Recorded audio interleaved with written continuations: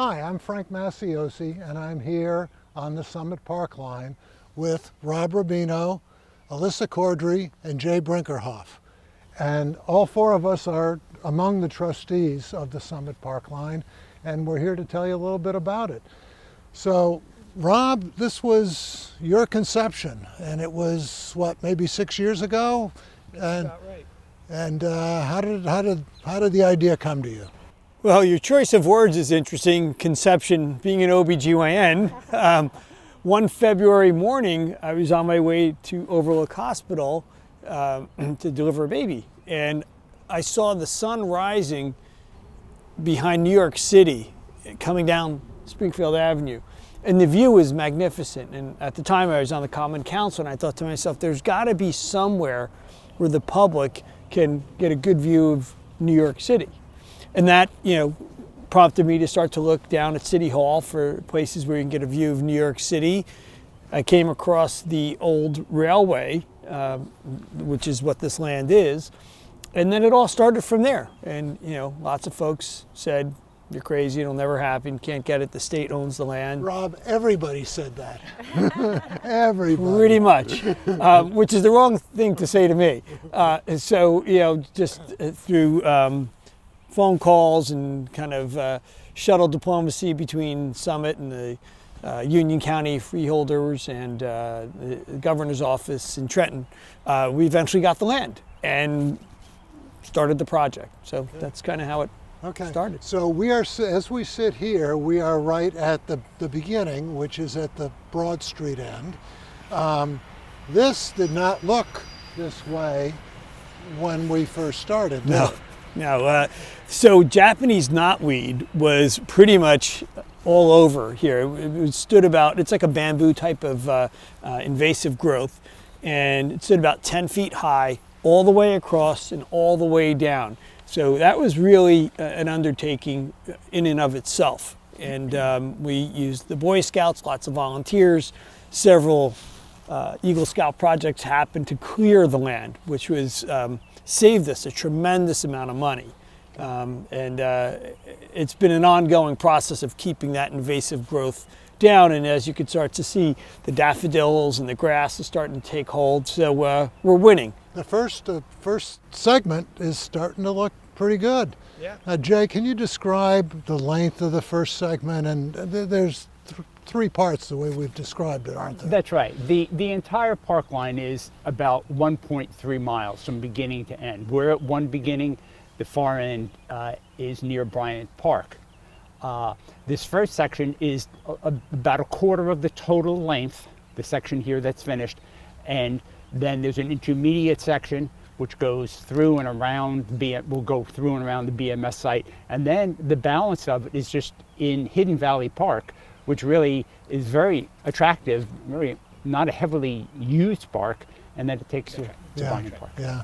Now, Alyssa, I know as a mother, you've probably talked to the mothers who live along the park line, and I know that they're delighted, aren't they, that their kids can...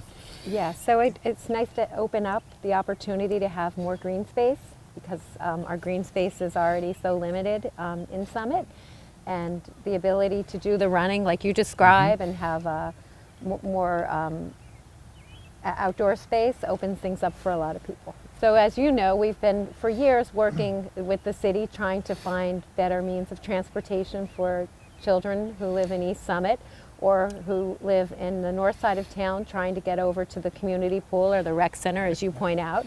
So this is just a natural point for them and pathway to go without really having to cross two very busy roadways.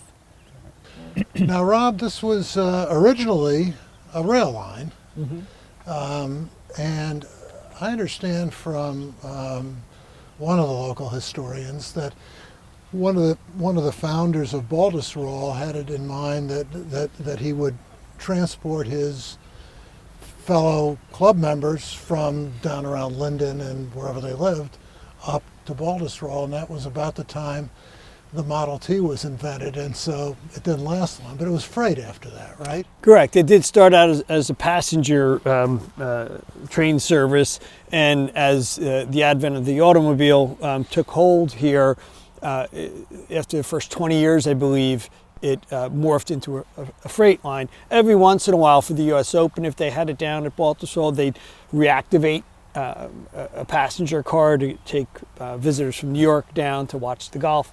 But it also had a storied history as a rail line. Some of the early silent movies were, like The Great Train Escape, was filmed partially along this line. In fact, the Tri-State Rail Society has reached out to us, and they're going to help place informational signs about the history of the rail line, as well as, and well before the rail line, it's storied that George Washington scoped out New York City and Staten Island because of the views up here to see where the troop movements would be for the British, to help him set up his beacon system for his headquarters in Morristown. So lots of history as well as environmental interest on this piece of land. Yeah, and this idea of rails to trail is not a novel idea. No. It's all over the country, right? Sure, yeah, and you know, one of my inspirations was, I knew the New York City High Line was a great success, and I think the most important type of flattery is imitation. So we're not bashful that we're imitating the New York City High Line, but they trademarked the name, so that's why we're the Summit Parkline. But no, it's a natural, and I think the more folks see that we have staying power and we've made progress, once we get that bridge over Morris Avenue, I think that'll be the watershed event that really makes this a functional transportation alternative. The bridge over Morris Avenue, which is a major piece of this puzzle. So, Jay, the bridge. The bridge is a big deal. Yes, yes it is. We've known since we started this that is the key link that makes this both a trail that's long enough to be useful, but even more importantly, it provides the ability to come into downtown from that side of town, from the Jefferson School area, without, and the other things we mentioned earlier, the pool, etc., without going through that difficult intersection of Morris Avenue and Glenside. Yep. The bridge is the key thing we focused on. But let me back up for just a minute. Last winter, as you know, we presented to Common Council a plan for the entire project, beginning here, ending at Bryant Park. That was unanimously approved by Council. Since then, working with Aaron Schrager, city engineer, our consultant, Mont McDonald, other staff, we now have created a set of plans and specifications primarily focused on the bridge, the stairs that will be created there as well, landscaping and screening that goes around it. And I'm happy to say that I think we're very close to go out to bid, subject to an agreement between the county and the city, which will happen. I would like to think we're out to bid in the next month or so. I'd like to think we're under construction finally, and I know we've talked about this bridge for 6 years. I think we're just about ready to go and get that started. Along with that, there's the repurposing of the Russell Avenue and Ashwood bridges, which are, as you know, still in place. Those we are not replacing, of course, we're just repurposing those for pedestrian and bike access as opposed to, of course, the train access. In all cases, we're building on the existing abutments that are there and, of course, making all the necessary changes for public safety and to make them attractive. There'll be the Morris Avenue Bridge, for example, will be a steel arched bridge that I think people are going to find a traditional style, but very more attractive than the railroad bridge. Oh, absolutely, yeah. Absolutely. And again, it's only being used for pedestrians, so it doesn't have that bulking mass that was necessary to carry locomotives. So I think it will be a nice addition to the community. And now, when I look at Morris Avenue, I see a lot of wires up there. What are we going to do about those? The uppermost wires are JCP&Ls. Those don't have to be moved. But you point out appropriately the communication lines that run up and down Morris Avenue. As you cross, you would literally bump into them. So those will be put into a trench conduit. That is, the lines will come down the poles, a trench will be dug along the curb, a conduit will be put in the lines will run through that and come back up on the next pole. So they will be out of place. That is, of course, is included in the plans we have created for the project. I mean, that's Okay. an example of the kinds of other things that go along that have been, totally incorporated into our second phase. We're sitting at the first phase, of course. Okay. So one of the requirements when we went to the Common Council was screening for the neighbors, because there are some neighbors whose backyards back right up. Here on along phase one, there's such a high berm that it's not an issue. There's a natural shield. But what are we doing to protect those folks? We will screen entirely, as we've included in our plans, both via fencing and landscaping, any of the residences that back up to the park line with a fence, and we put up an example of it, and it's still there, in fact, to show everyone in place exactly what we'll have. And that, of course, was part of our presentation to council for approval, but also gave everyone a very clear example of exactly what we can create. Okay. This will be it's going to be a very attractive addition. And still provide the necessary screening that neighbors are entitled to and deserve, and have been part of our plan since day one. Yeah, yeah. So Rob and I guess this is 2 summers ago already, were in the neighborhood, and I was really overwhelmed by the extent of the knowledge of the project and the enthusiasm for it.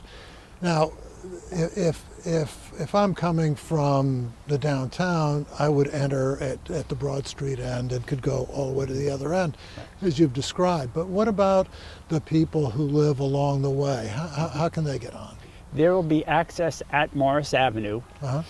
on the on the north side. Yep. We plan an access point at Russell Place, which is just before the trail crosses into the BMS campus, Okay. as a second access point. And there'll be at least one additional access point at Orchard Street. Orchard Street is the street over by Bryant Park. The rail line, again, goes around BMS through Hidden Valley, and there used to be a bridge over Orchard Street, of course, for the rail, for the trains. At the moment, that bridge has also been removed, but there will be access there, and the grade is much lower there, so that might even be a ramp access. Okay. We have Rob has had extensive conversations with Union County about replacing the bridge with a pedestrian bridge there as well. That bridge was removed 20 or 25 years ago. Rob, Union County's been quite supportive, haven't they? They have been. During my time on Common Council and as council president, I made lots of trips down and invited some of the freeholders, I guess they call them commissioners now, and they came up to the raw site where they could see the vision, and they were quite supportive. In fact, the current chairman of the commissioners, Mirabella, Yep. made a trip up here. He was really enthusiastic about the project, and we hope to continue to lean on that relationship to help us going forward. But Ron Zuber from the Parks Department was very helpful. To the point Jay's saying, like Orchard Street, there's already an old abandoned electrical substation, which we hope to use as a gravel trailhead, and they've been supportive with that. So we're slowly plugging all the pieces together, and it seems like last year and this year things are starting to accelerate. The state of New Jersey, in fact, reached out to me recently because there's a new initiative, I guess, at the Trenton level, to really do something about all the old abandoned rail in New Jersey and converting it to rail trail. And since our organization is now the leader in New Jersey, because we're a grassroots organization, they've come to us because we're the first rail trail organization in New Jersey to get something up and running from concept to functioning trail. Okay. One of the things I think that has built the enthusiasm is the aesthetics. I mean, we pointed out this earlier, but we've partnered with Summit Public Art. Why don't you comment on that? Sure. So Summit Public Art, I think most denizens of Summit have appreciated the great job they've done over all the years to placing tasteful, well-selected public art. And during my time on council, I had worked with that organization about finding new sites for public art. And as we were starting to build up here, some of the principals at Summit Public Art had reached out to me for a novel concept, which was a kind of a biodegradable trail where they would decorate rings, concentric rings, kind of demonstrating togetherness by an artist, a local artist who's had public art all over the country, and it was a big hit. It was a multicolored pathway along the hiking path here, and it was such a success that they've come back to us, and we're about to do our second public art project with them. And I think as the trail goes forward over time, there'll be more opportunity for young artists to do, we hopefully always nature-themed art, although there is maybe some talk one day of putting something up that is artistic, but also represents Summit's history in the Revolution. And this would be a good area to stage art like that. Has the second project been defined yet? Can you talk about it? Yeah, I guess I don't want to You don't have to open up spill the surprise, beans. but it's a piece that will be thematically supportive of all the good work the healthcare workers have done at Overlook Hospital or Overlook Medical Center during the pandemic. And that's the theme of the next project, and I think that's quite fitting. That's wonderful. Yeah, That's And great. they'll have to come here to see it. Yes, and you will be able to see it from Morris Ave as well, Yeah. along the hiking trail.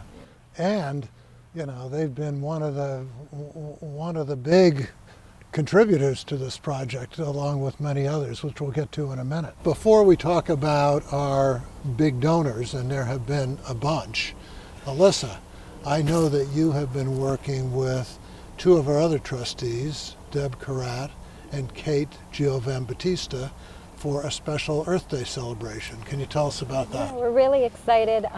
Part of our conversation when we started this whole phase one of the Parkline was that we would be able to host and engage people at this site for events. And thanks to Kate and Deb and all the hard work they've done, we're able to have an Earth Day celebration on April 24th. Okay. And we're going to invite families to come to the Parkline between 10 and 11:30. Generally, we're going to do a dedication to the Junior League of Summit, who has helped us with funding for community events and a butterfly garden, and also the maple syrup tapping program. And we'll be able to do photographs, have activities for the families, and have them have an opportunity to really engage in this place in the way that we had hoped they'd be able to. And see our vision as we move forward to really get all the way to Orchard Street. So again, that's April 24th from 10 to 11:30. Yes, correct. Okay, Yes. and we're expecting a big turnout, aren't A we? huge turnout. We have room for them, so Yeah. come. That's incredible. Yeah. Incredible. So, but back to fundraising, which is what you're all about.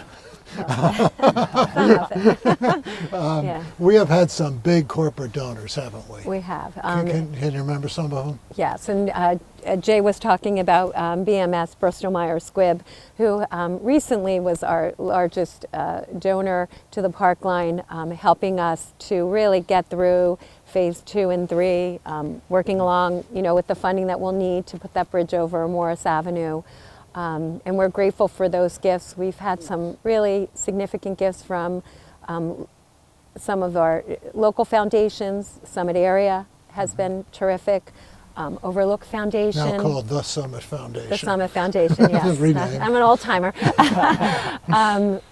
Hyde & Watson Foundation, Yep. Investors Bank, that's been so good to the Summit community, has also pitched in. We're going to take Celgene before. Yes, Celgene. Before Bristol Myers Squibb. That's right. That's correct. Yes, and we've gone back a couple times to some. We have JCP&L that was has cooperated with us. Salerno Duane, and the Reeves Foundation Yeah. has been generous. And we're continuing to build that base. We're working with family foundations as well. We've had some nice, strong support from community members. And really, for this plan to evolve beyond our time potentially here with the Parkline, we need families and the community to engage, and there's so much potential to do so much more here. And as you say, it hasn't just been the large corporations. It has been a broad-based Yes, that's segment of correct. the community, Yes, right? yeah. So we've reached out and we've taken in smaller amounts of money, and it all adds up and has all mattered. And I think our footprint for a small organization like ours is fairly broad. So, Jay, I was just going to add the broad nature of it. We have participated in the last few years, not last year, of course, because of the pandemic, at Celgene's Earth Day event. A few of us, I know Alyssa, you and I have been there, and other trustees. And the employees love the idea of having a place at lunchtime to take a walk, or if they have a little more time than that, walk into town, and whether it's get a cup of coffee or lunch or something. We had a booth, and literally dozens and dozens of employees asking, when will this get started? When can we do this? It's just that kind of a thing. Mm-hmm. And again, many of them don't live in Summit, but they were employees working at the East Campus. And so the engagement will be there. We just have to get closer to them, that's all. So Alyssa, if people want to contribute, how can they do that? The easiest way is to go right to the website, and there's a donation tab, and you can make a donation. If you would like to do something more specific or structure a gift, or you have the potential to do matching gifts, since we're a not-for-profit, so everything's 100% tax deductible, you could contact the information tab. You could contact Rob Rubino, who's been, He'll come over and get your check. we can help you structure. Yeah. Or if you have community groups, the Girl Scouts, the Boy Scouts, who not only have done great volunteer work here, but if they'd like to do a drive, all of that adds up and is so meaningful to us as an organization and as a community, knowing we've built this together. Even our maple syrup production, Jay Cho is a local volunteer, and for the last several years we've tapped some of the maple trees here, and we create little kind of breakfast size things of Summit Parkline maple syrup. Got a lot of contributions from that, so every little bit does help. We've raised a lot of money in a relatively short period of time for such a small grassroots organization to begin with, but now we have over 1,000 Facebook followers, and we're getting there. And Frank, no discussion about the Parkline would be complete without kind of the visionary work that Dr. Jeff Hankinson has done. He's our trail master, and he's somebody who's interesting in that he's got both logistical motivation but creativity as well. As you can see behind me, this great granite work was invisible when we got here, and Jeff figured out how to clear it away and keep that invasive growth off of it. So we have this wonderful granite behind us. Over here is some of the rock garden that he put up, inspired by the great work everybody was doing at Overlook. He's, I believe, on staff at Overlook Hospital. But Jeff has just been indispensable as to the development of the Parkline in concept and then in practical terms. And he's also helping with the development of the butterfly garden. So there's just so many great things going on here for folks who have an interest in green projects, as well as just the connections that we're making in town. We're connecting our community. So this is one of the few things that really binds our whole community together. And I've been really happy to work with great folks like all of these, you and all of our board members. But Jeff Hankinson has really been just stellar in his creativity and his hard work. Okay, well, it's a great story. The history, the engineering, the whole story is just a wonderful story. So if you'd like to contribute, you heard from Melissa on how to do it, and I suspect something is going across the bottom of the screen right now to tell you how to do it. You'll see a list of all the trustees at the credits at the end of this show. You'll recognize many of them as your friends and neighbors. So be well and come walk the Parkline.